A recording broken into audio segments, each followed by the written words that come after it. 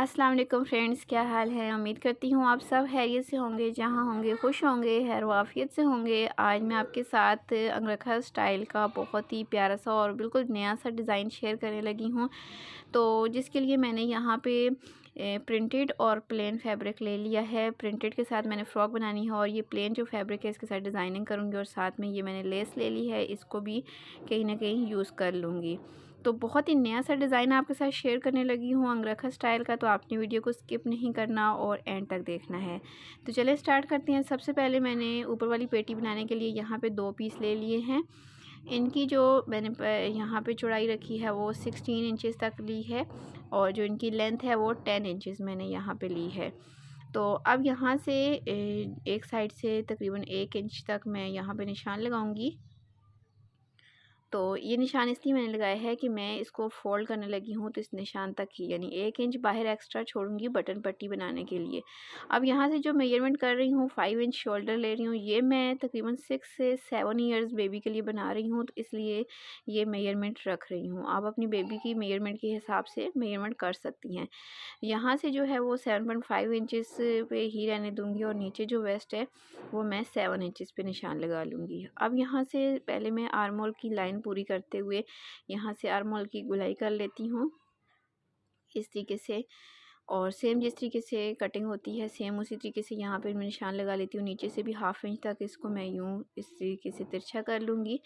अब ऊपर से मैं सबसे पहले नेक के लिए मेजरमेंट करूँगी, तो 2 इंचज़ इसकी चौड़ाई लूँगी और 2 इंचज़ ही इसकी लेंथ लूँगी। ये बैक साइड का है और फ्रंट साइड का 3.5 इंच तक नीचे कर लूँगी। अब दोनों नेक को मैं ड्रॉ कर लूँगी, फ्रंट और बैक साइड के नेक को। इसके बाद जो शोल्डर है वहाँ से भी हाफ इंच तक तिरछी यहाँ से लाइन ड्रॉ कर लेती हूँ। अब इन सब लाइनों के ऊपर से इसकी मैं कटिंग कर लूँगी। तो फ्रेंड्स, ये बहुत ही प्यारा सा फ्रॉक बनने जा रहा है। आपने वीडियो को स्किप नहीं करना, स्टेप बाय स्टेप देखना है ताकि आपको अच्छे तरीके से इसकी डिज़ाइनिंग की समझ आ सके और आप अपनी बेबी के लिए बना सके। तो फ्रंट साइड का जो नेक है उसको भी ऊपर अलग करते हुए इसकी भी मैं कटिंग कर लेती हूँ यहाँ से।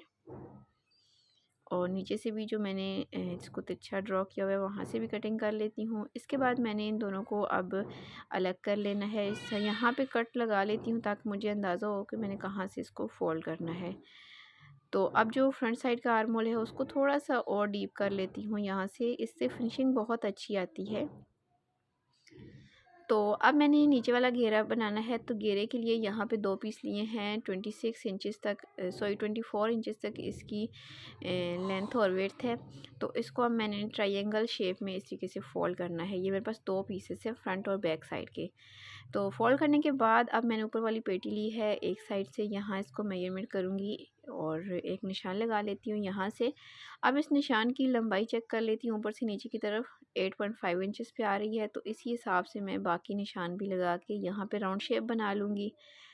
इस तरीके से जब हम इसकी राउंड शेप बनाते हैं तो बहुत ही परफेक्ट शेप बनती है। अब इसको चेक कर लेती हूँ, ये देखिए 7 इंचज़ पे ये पूरी आ रही है। अब यहाँ से जो मैंने लेनी है लंबाई इसकी 16 इंचज़ तक मैंने लेनी है। तो 16 इंचज़ पे अब ऊपर इसको बराबर करके रख लेती हूँ और जो मेरी मेजरमेंट यहाँ से आ रही है इसी मेजरमेंट के हिसाब से आगे थोड़े-थोड़े से फासले पे मैं यहाँ पे निशान लगाती जाऊँगी। तो इस तरीके से जब मैं राउंड शेप में निशान लगाती जाऊँगी तो ये बहुत ही परफेक्ट शेप में ये राउंड शेप बनेगी। ये देखिए इस तरीके से इनको मैंने डार्क कर लिया। अब इन दोनों लाइनों के ऊपर से मैं इसकी कटिंग कर लेती हूँ।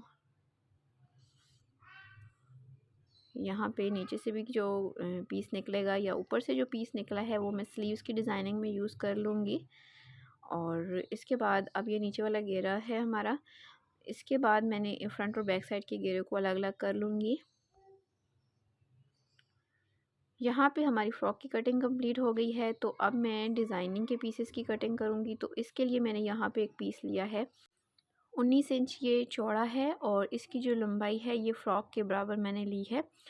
तो अब यहाँ पे मैंने नीचे वाला जो घेरा है इसको इसके ऊपर किस तरीके से बराबर कर रखना है, साइड से ऊपर वाली साइड से 2.5 इंचज़ यानी 2.5 इंचज़ पे यहाँ पे एक निशान लगाऊंगी और इसको ऊपर से फोल्ड करके इसके ऊपर इस तरीके से बिछा लूँगी। ये देखें, आपने भी सेम इसी तरीके से इसको बिछा लेना है। फिर से मैंने इसको चेक कर लिया है। अब अपनी जो मेरे घेरा है इसके बराबर मैं यहाँ पे लाइनें लगा के इसको ड्रॉ कर लूँगी, ताकि जो नीचे वाला पीस है इस पे इसके निशान चले जाएं।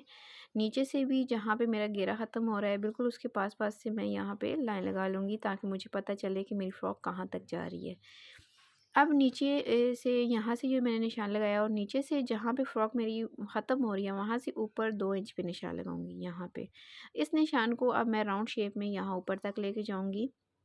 पहले मैं हल्का हल्का सा ड्रॉ करूंगी ताकि परफेक्ट शेप में आ जाए, और अगर परफेक्ट ना हो तो फिर से आप ड्रॉ कर सकते हैं। ये देखें, तो जो लाइन आपको परफेक्ट लग रही है वहीं से आप कटिंग कर सकते हैं इसकी। तो अब लाइनों के ऊपर से मैं कटिंग कर लूँगी इसकी। ये चीज़ आपने नोट करनी है, इसकी कटिंग को स्किप नहीं करना बिल्कुल भी, तो नहीं तो आपको इसकी डिज़ाइनिंग की बिल्कुल भी समझ नहीं आएगी। और फिर इसकी जो स्टिचिंग है उसको भी बिल्कुल आपने स्किप नहीं करना है, तभी आपको समझ आ सकेगी कि किस तरीके से मैंने ये डिज़ाइनिंग की है। तो ये पीस मैंने घेरे पे लगाना है, तो पेटी के ऊपर भी मैंने लगाना है। तो पेटी के लिए मैंने पेटी को प्लेन फैब्रिक के ऊपर रखते हुए बराबर का पीस निकाला। फोल्ड करने के बाद आर्म होल की यहाँ से शेप बनाऊँगी इसके ऊपर, और नेक की भी शेप बना ली। अब इसको हटा लेती हूँ अपने ऊपर वाले हिस्से को, और आर्म होल की कटिंग कर लेती हूँ। यहाँ से पेटी के बराबर मैंने इसको कट किया है। अब इसको यहाँ से मैं खोल के रखती हूँ और ऊपर से इसके सेंटर में निशान लगाऊंगी, और नीचे से इस साइड से 2.5 इंच यानी 2.5 इंचेस पे निशान लगाया है, और इसको यहाँ पे राउंड शेप में मिला लूँगी।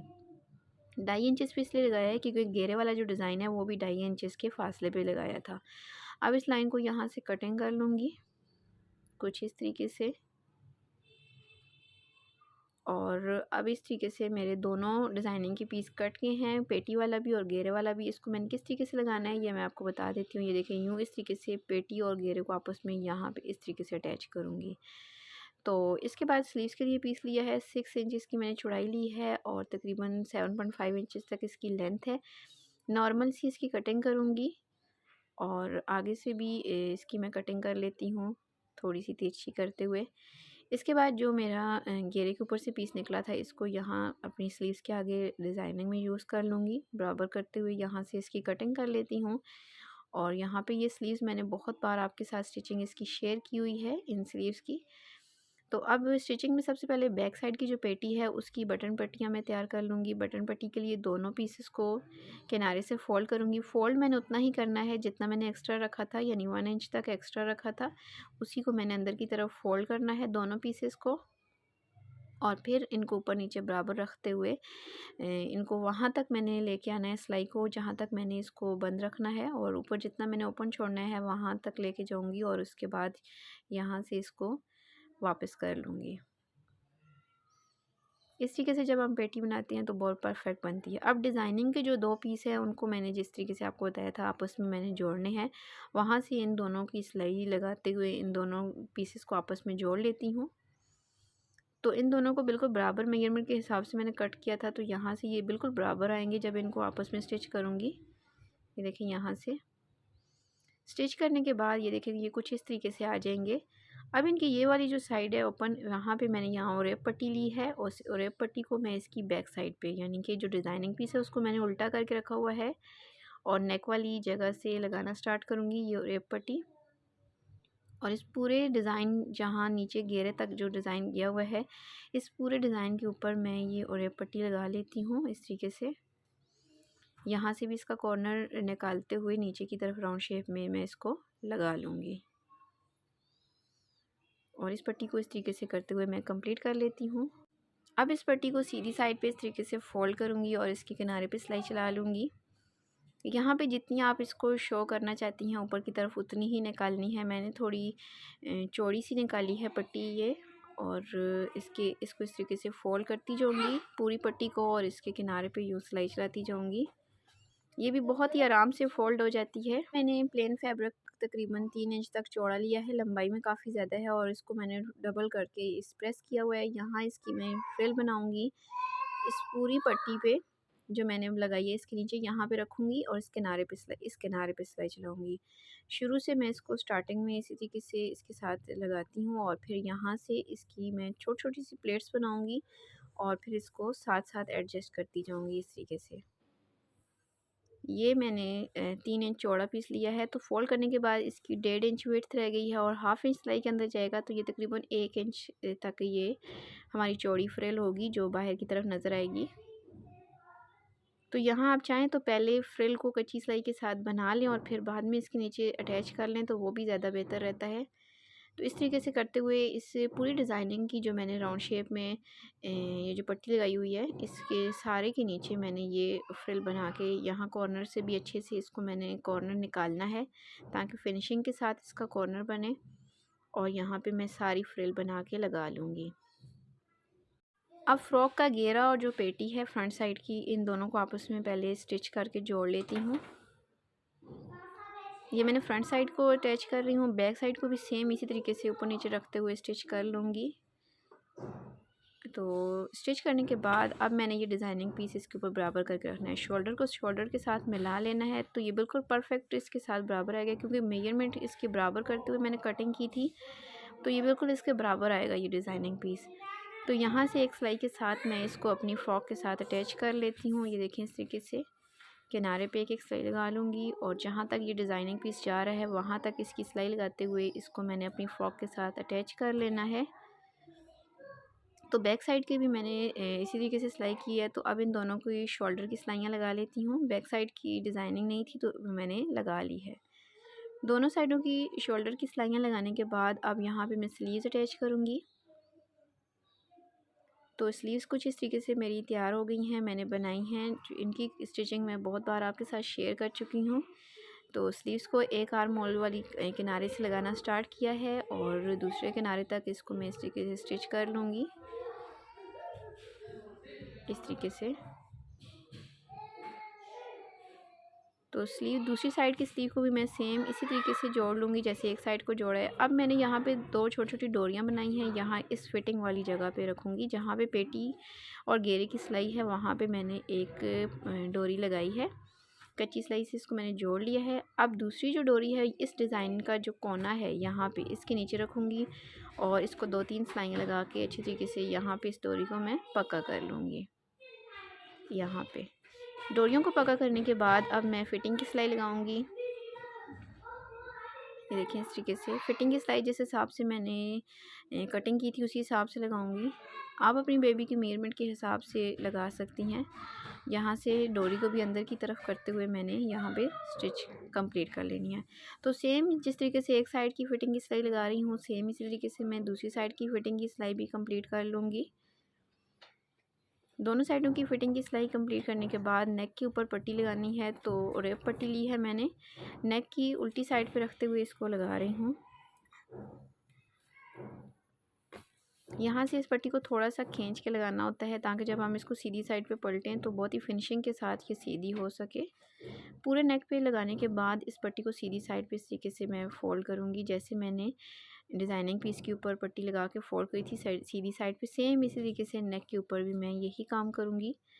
यहाँ पे भी आपकी अपनी चॉइस पे है, आप चाहें तो बारीक पट्टी भी फ़ोल्ड कर सकती हैं, चौड़ी भी कर सकती हैं, आपकी अपनी चॉइस पे है जैसे आपको अच्छा लगे। तो अब मैंने घेरे के ऊपर लेस लगा लेनी है और हमारी फ़्रॉक बन के तैयार हो जाएगी। फिर मैं इसकी फ़ाइनल लुक आपके साथ शेयर कर देती हूँ। तो इस तरीके से करते हुए हमारी फ़्रॉक बन के तैयार हो गई है। माशाल्लाह से देखने में बहुत ही प्यारी सी लग रही है। खुले घेरे वाली ये फ़्रॉक बन के तैयार हुई है और जो नया अंगरखा स्टाइल मैंने आपके साथ शेयर किया है, ये भी देखने में बहुत ही प्यारा लग रहा है, डिसेंट सा और बहुत ही स्टाइलिश सा लग रहा है।